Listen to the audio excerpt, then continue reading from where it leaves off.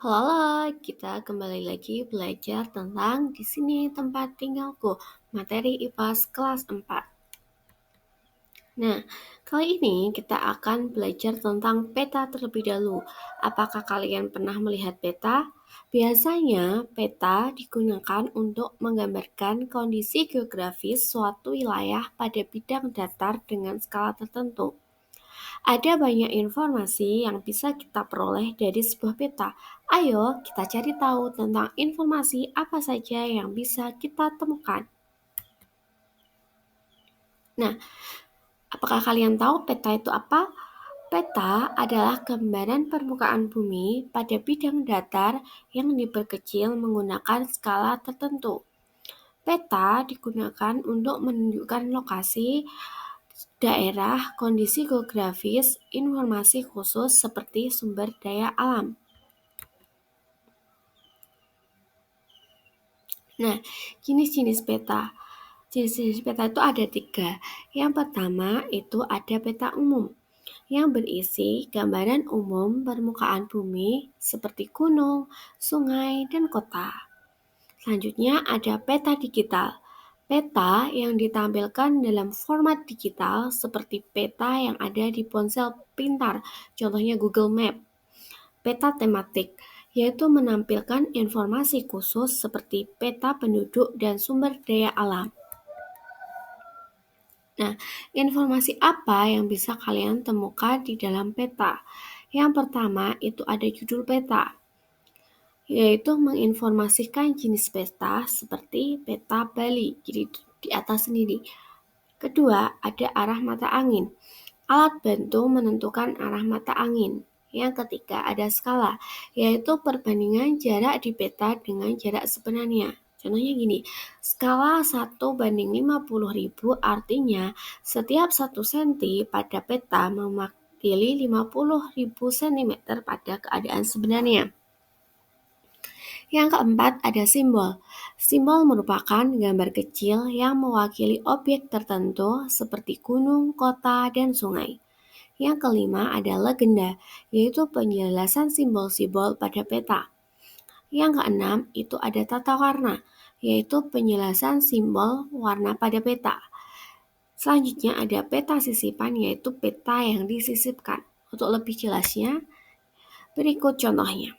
Ini ada peta Indonesia merupakan judulnya arah mata angin. Biasanya ada selatan, utara, timur, dan barat. Ada skala, ada peta sisipan yaitu peta yang bentuknya kecil. Ini ada tata warna untuk menunjukkan suatu ketinggian wilayah dan daerah wilayahnya.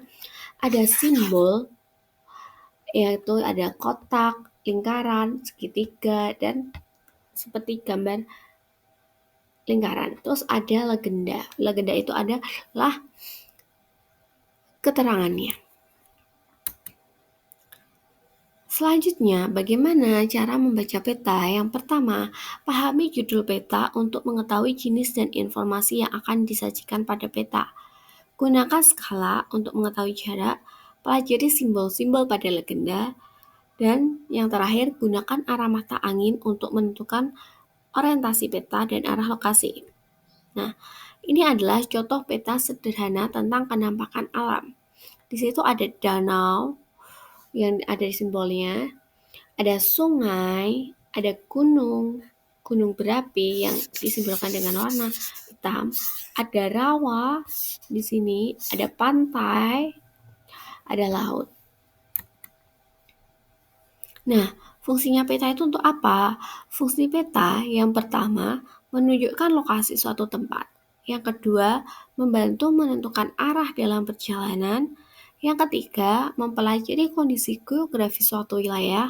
Dan yang keempat, menganalisis data seperti sumber daya alam dan curah hujan. Nah, selanjutnya kita akan belajar tentang bentang alam. Bentang alam itu dibedakan menjadi 2, yaitu bentang alam daratan dan bentang alam perairan. Kita belajar tentang bentang alam daratan terlebih dahulu, yang meliputi yang pertama adalah dataran rendah. Wilayah daratan yang relatif datar dan berada pada ketinggian yang rendah, umumnya kurang dari 200 meter di atas permukaan laut. Ciri khasnya adalah suhu udara yang cenderung panas. Selanjutnya ada daratan tinggi atau biasanya disebut plateau. Wilayah daratan yang luas dan datar yang berada pada ketinggian lebih dari 500 meter di atas permukaan laut. Udaranya cenderung sejuk, cocok untuk perkebunan teh atau sayuran. Selanjutnya ada pegunungan dan gunung. Gunung itu bentuk permukaan bumi yang menonjol dan lebih tinggi dari daerah sekitarnya. Sedangkan pegunungan adalah rangkaian dari beberapa gunung. Selanjutnya ada lembah. Lembah itu wilayah cekungan di permukaan bumi, biasanya diapit oleh pegunungan atau perbukitan, sering dialiri oleh sungai. Pantai itu batas wilayah antara perairan dan daratan. Selanjutnya ada bentang alam perairan. Contohnya yang sering kita temui adalah sungai, yaitu aliran air tawar yang memanjang dari daerah tinggi ke rendah. Selanjutnya ada danau, yaitu genangan air tawar yang luas dan dikelilingi daratan.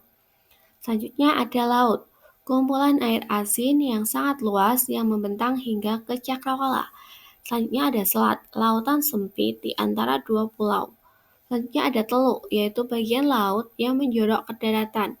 Yang terakhir ada rawa, yaitu daratan rendah yang selalu dikenangi air, biasanya terletak di dekat sungai atau pantai. Oke, terima kasih. Semoga bermanfaat. See you di video selanjutnya.